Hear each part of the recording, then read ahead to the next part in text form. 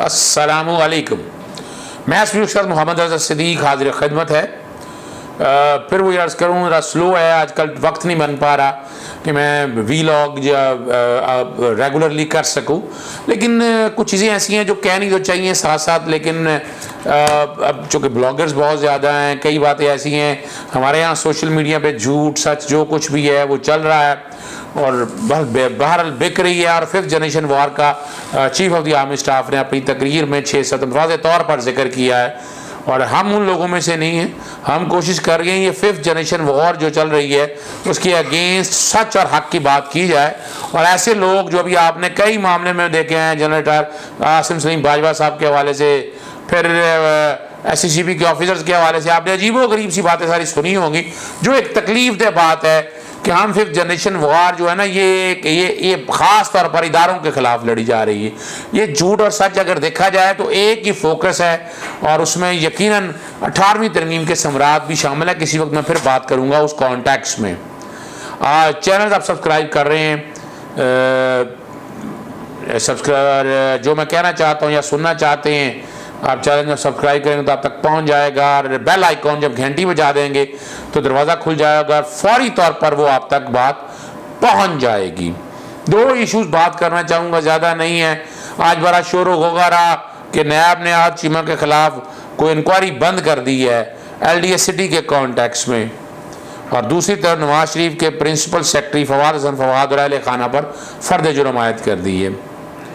देखिए, जहाँ तक DG LDA और आहत चीमा और दीगर के खिलाफ जो इंक्वायरी बंद की है, ये LDA सिटी का मामला है और इसमें कई और ये भी बड़ा एक यानी आप अंदाज़ा लगाएं, ये भी एक खुला तजाद है कि LDA एक रेगुलेटर है और वो खुद हाउसिंग सोसाइटीज़ बनाने में लगा हुआ। और इसमें तो एक अनोखा काम किया था कि आगे ज़मीनें परचेज़ करने के लिए आगे कोई चहीता जो है ना जी, जो प्रॉपर्टी डीलर कह दें, प्रॉपर्टी डेवलपर कह दें, और वो करीबी लोग थे।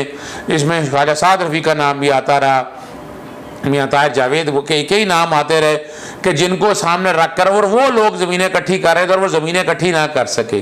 बहुत बड़ा फ्रॉड होना था, वो एक अलग इशू है। LDA एडवांटेज क्या ले गया, ओवरहेड ब्रिज जो बनाया इसने यहाँ तक एक्सेस देने के लिए, या आम हाउसिंग सोसाइटी को तो शायद इस तरह की फैसिलिटी अवेलेबल ना हो। ये मामला अगर याद हो तो जैसे साकिब निसार साहब के दौर में आज खुद नोटिस लिया गया और ये मामला उस वक्त सुप्रीम कोर्ट के सामने आया। इसी तरह जैसे EME सोसाइटी और ईडन के हवाले से मामला सेटल कराया और DH में जो लोगों का पैसा डूब रहा था वो बचाने की कोशिश की। इसी तरह LDA सिटी के कॉन्टेक्स्ट में भी सुप्रीम कोर्ट ने बड़ा वाज़े तौर पर इस कॉन्टेक्स्ट में देखा कि ये कैसे इन चीज़ों को बेहतरी की तरफ ले जाया जाए और एक ऐसी फेयर डील दी कि जो बेहतरी की तरफ चीज़ों को लेकर चली गई।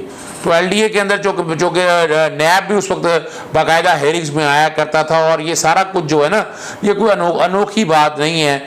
जब अगर वो डील कंप्लीट हो गई यार, सारा काम हो गया, क्रिमिनलिटी के एलिमेंट के हवाले से ऐसी कोई चीज़ अभी उस तरफ आई नहीं। हालांकि नैब को वो देखना चाहिए था कि ये किस तरह हाउसिंग सोसाइटी सेलेक्ट की गई और किस तरह ये सारा कॉन्ट्रैक्ट अवार्ड करने की बात हुई, ये क्रिमिनलिटी का एलिमेंट है वो, लेकिन नैब शायद उस तरफ अभी तक गया नहीं है। तो होता ये है कि नैब के अपने जो SOPs हैं, पहले जो रीजनल बोर्ड है, मिसाल के तौर पर लाहौर डायरेक्टोरेट है, वो वहाँ बैठता है। रीजनल बोर्ड में वो डिस्कस होती है कि इन चीज़ों को सामने रखते हुए इसमें आगे प्रोसीड नहीं करना तो इंक्वायरी बंद करने की कोशिश की जाती है, या अगर कोई कंप्लेंट नहीं आए तो कंप्लेंट वेरिफिकेशन प्रोसेस आगे चलता है। फिर उससे आगे बात जो दूसरी चलती है, अगर कंप्लेंट वेरिफिकेशन आगे इंक्वायरी ऑथोराइज़ करनी है या इन्वेस्टिगेशन ऑथोराइज़ करनी है, इसके बाद ये नैब इस्लामाबाद में जाएगा जहाँ पर बैठकर ये सारी चीज़ें देखी जाएंगी और वहाँ बैठकर ये फैसले होंगे कि आगे किस तरह इन मामलात को लेकर चलना है।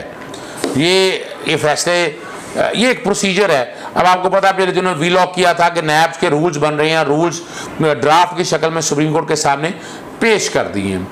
अच्छा, दूसरा आज आपको पता है कि 7 तारीख आज आ गई है, कल 8 सितंबर है और 10 सितंबर वो डेडलाइन है जिसमें नवाज शरीफ साहब को पेश होना है इस्लामाबाद हाई कोर्ट में अल अजीज़िया की अपील के समात, जिसमें 8 हफ्ते की मेडिकल बुनियादों पर ज़मानत दी थी और मेडिकल बुनियादों पर क्या कुछ रिपोर्टें सामने आई, कौन कौन से हॉस्पिटल्स में गए, वो सारी चीज़ें आप लोगों के सामने आ चुकी हैं।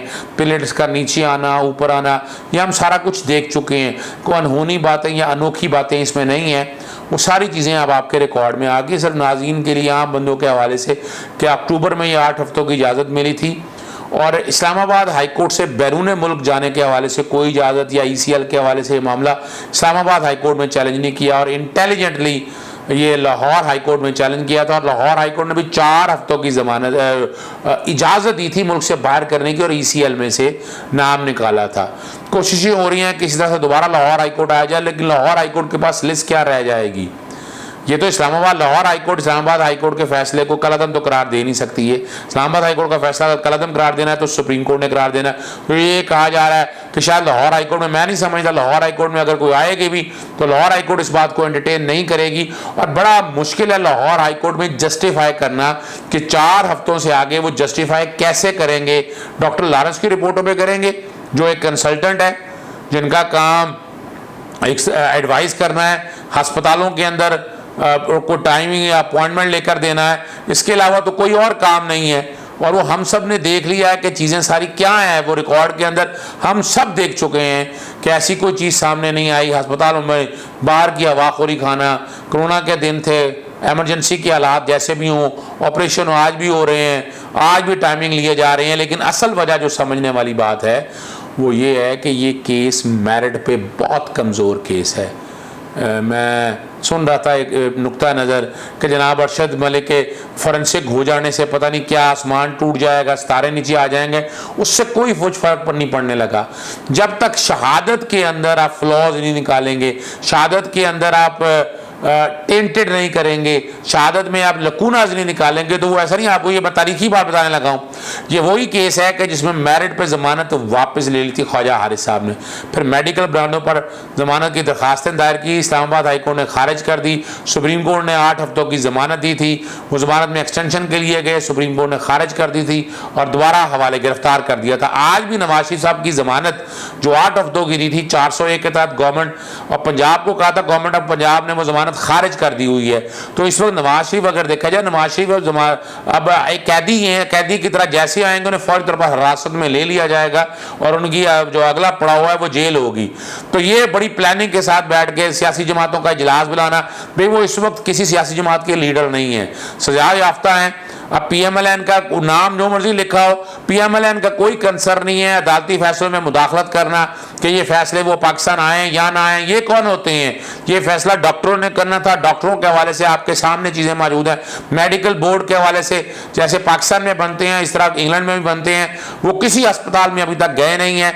तो बड़ा मुश्किल है 8 तारीख के लिए पेश होने के लिए पूरा बहाना बनाएंगे, लेकिन बड़ा मुश्किल है। मेरिट पे बेल तभी चलेगी जब वो यहाँ पेश होंगे और मेरिट पे केस नवाज शरीफ साहब का बहुत कमज़ोर है। अगर मेरिट पे बेल बनती होती तो वो बहुत पहले इसको बाहर करते, इसीलिए पूरा एक ड्रामा बनाया गया और पूरा एक प्लान किया गया। नासिर भट्ट वगैरह जिन्होंने बैठकर वो वीडियो रिकॉर्ड करके वो सारे मर्द वो आप एक सवाल बड़ा पैदा आएगा ना, फ्लैगशिप केस में तो बरी कर दिया, इसमें सजा एवनफील्ड में 10 साल सजा हुई तो यहाँ तो 7 साल सजा हुई। तो ये वो सारे सवाल हैं जो बड़े मुश्किल हालात में, यानी इतना आसान काम नहीं है।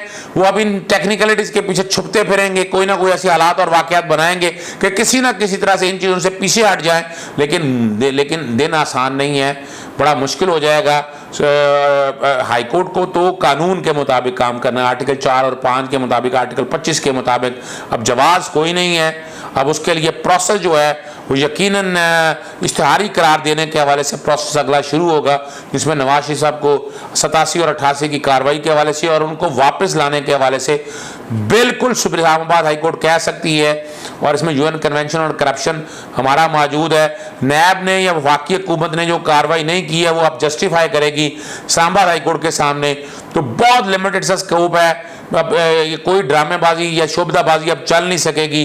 वो हालात नहीं है, ना ऐसे कोई हालात हैं जो मलिक क़य्यूम के ज़माने में हम सुनते रहे हैं, जो अदालतों के साथ इस वक्त अदालतें आज़ाद है। बड़ा मुश्किल है और बहुत तेज़ी से चीज़ें अब आगे जा रही हैं। मीडिया वाइब्रेंट है, हर चीज़ सामने हो रही है, तो ये छुपने छुपाने का खेल, जो ड्रामेबाजियां थी वो सारे तीर चल चुके हैं। तो बहुत मुश्किल है नवाज शरीफ साहब के लिए। अब 10 तारीख को मैं तो इश्तिहारी होने वाली प्रोसीडिंग मैं देख रहा हूँ, और इश्तिहारी प्रोसीडिंग में ये टाइम बाय करने की कोशिश करेंगे, लेकिन इस्लामाबाद हाई कोर्ट यकीनन इसमें पाबंद करेगी कि ये उनका कैदी है और वो कैदी को वापस आना है, जेल की सलाखों के पीछे अपनी कैद पूरी करनी है। इजाज़त दीजिएगा। अस्सलाम वालेकुम।